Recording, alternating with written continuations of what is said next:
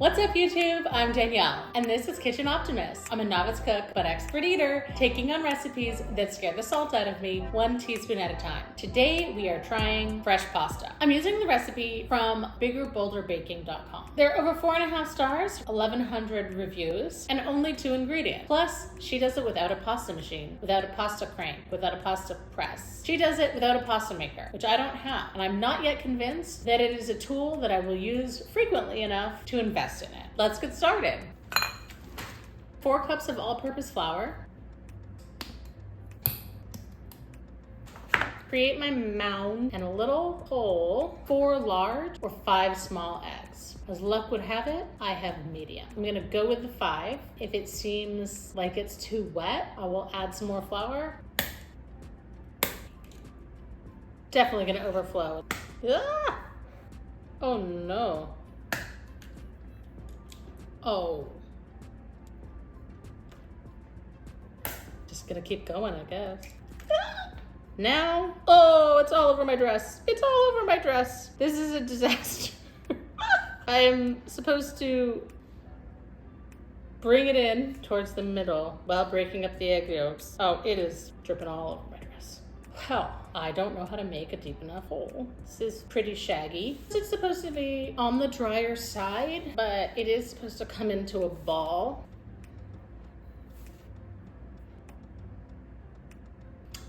Well, one of the issues we are encountering is the fact that I was only supposed to do 3 cups of flour. I'm pretty sure I did 4, so I'm going to pause and watch the footage back. See you soon. Confirmed. I just got confused with my eggs and my flour. So, if we go by the rule that 4 cups, 4 large eggs yields us an egg to cup ratio, I'm going to add another egg. So this is probably a good time to review what my YouTube's channel philosophy is. My brand, if you will. My brand, my raison d'etre, is trying things for the first time that I've been intimidated to try, documenting it, hopefully giving you some ideas of what pitfalls might arise on a first-timer's journey making something new. And in this case, it's reading. It is not a filling of this recipe. The dough is supposed to be dry. Not this dry, clearly. But the solution is to add sprinkles of water until it is moist enough to combine. As she says, a little bit goes a long way. It will release some of the moisture when it is setting in the fridge. This just might be a big old fail. So I hate waste, but I don't know that I'm gonna be able to salvage this. So I think I need to scrap this and start over. RIP to these 5 eggs and 4 cups of flour. It wasn't you, it was me. Well, we're back. Definitively not the same day. I'd say we're a good week and a half later at this point. I ran out of time the other day. So where were we? We need 3. 1, 2, 3. Say it with me. 3 cups of all-purpose flour. 4 large eggs, making my little volcanoes, creating a little hole. Yep, we're at maximum hole capacity. There she blow. Ah, running away. Okay. Oh. Gently break my egg yolks. Ooh, that one didn't break. She says this kneading should take about 5 minutes. I don't think it's supposed to be quite this dry. It's coming together some. The water helped, and I hope that I'm not messing up the richness provided by the eggs. So at this point, I kind of feel like I should have maybe just kept adding water the last time through because it was not better until I started adding water. She says it should be fresh eggs. I don't know that that's something that everybody has easy access to. Oh no, I just tore a nail off. My dough is probably firmly overworked at this point. All right, it might be too wet now, but we are where we are. And now this goes into the fridge for a minimum of 30 minutes.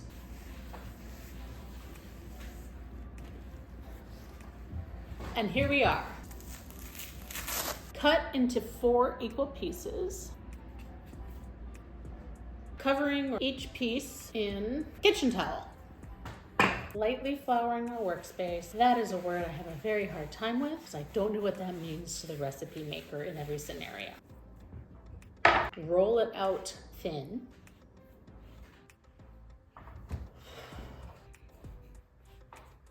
It just keeps shrinking back, probably because I overworked it. I think this is as thin as it's getting. It's not a cute rectangle like hers in the least. Sometimes we're not cute rectangles. Folding the pasta over itself several times, we cut it into noodles. Now I dust these with flour and unravel them. I re-looked at her pictures. Her dough is significantly thinner than mine.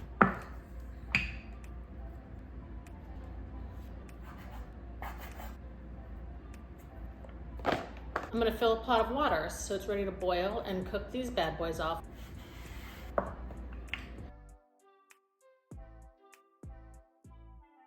We are progressively getting thinner. Our pasta is getting snatched.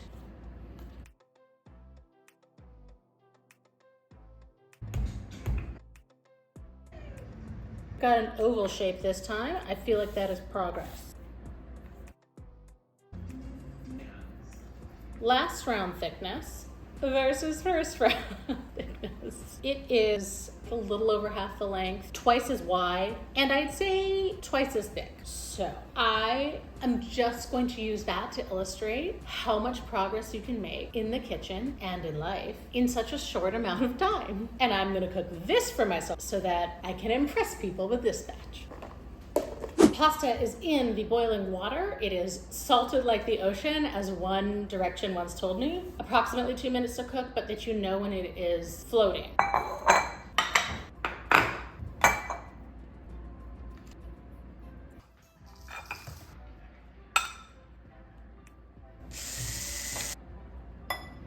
She likes to just do it with butter, Parmesan, and some black pepper. Maybe like a cheater cacio e pepe, which I'm all for. I don't know why you would do a cheater version of something when you have spent this much time with the pasta piece, but maybe it's so that the pasta itself can shine. Let's try it. Okay, it's good. It's a little chewy, but I think that's just because mine are super thick. Not in a like mushy way. I clearly had a hardish time separating the folds because like this one is all doubled up on itself. Maybe next time I would dust the dough with flour before folding it and cutting it. I definitely taste the difference between eating this and eating store-bought pasta. It is a distinct mouthfeel. It is good. I feel accomplished. I do not feel that my life has been changed in a way that would inspire me to do this on any given Tuesday versus just open a package of Barilla. If anything, I think I'm a bit more inspired to just top pasta with butter, Parmesan, and black pepper. I don't know that I taste a 2-hour difference-ish. I don't know, we'll get there. Let's get there now. Did I say 2 hour? I meant 3 hour. This dish took me total of 3 hours, 23 minutes, and 8 seconds. Now, that does count my ill-fated first try, but that took only 26 minutes and 11 seconds. So subtracting that, we are still at just under the 3-hour mark. She claims prep time is 25 minutes, cook time is 2 minutes, and resting time is 30 minutes.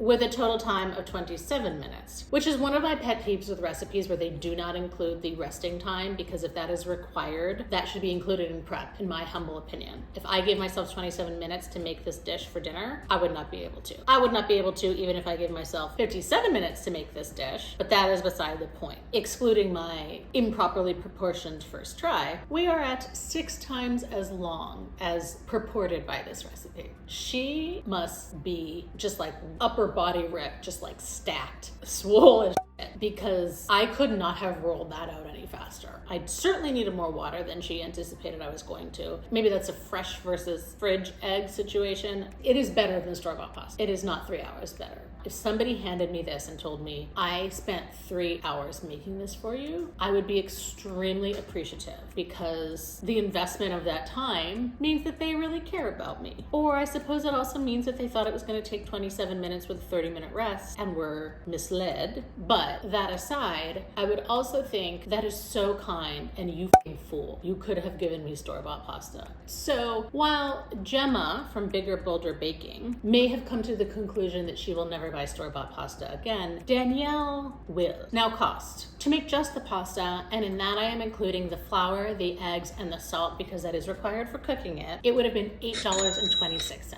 It might be the cheapest ingredient list I have ever done. To eat it as assembled here with the cheese, butter, and pepper, that brings us up to $24.64. I will say what is nice about this dish is it is a lot of stuff that you would likely have in your home already. I don't want to assume to know your kitchen, but it is a lot of sort of standard Western ingredients. The equipment was $186.57. That includes the pot, strainer, bench scraper, which arguably I think you could omit. You could have cut that with a knife. That brings our total to $211.21 for this. You'd knock off about $16 without the cheese, pepper, and butter. Would I make it again? Sure.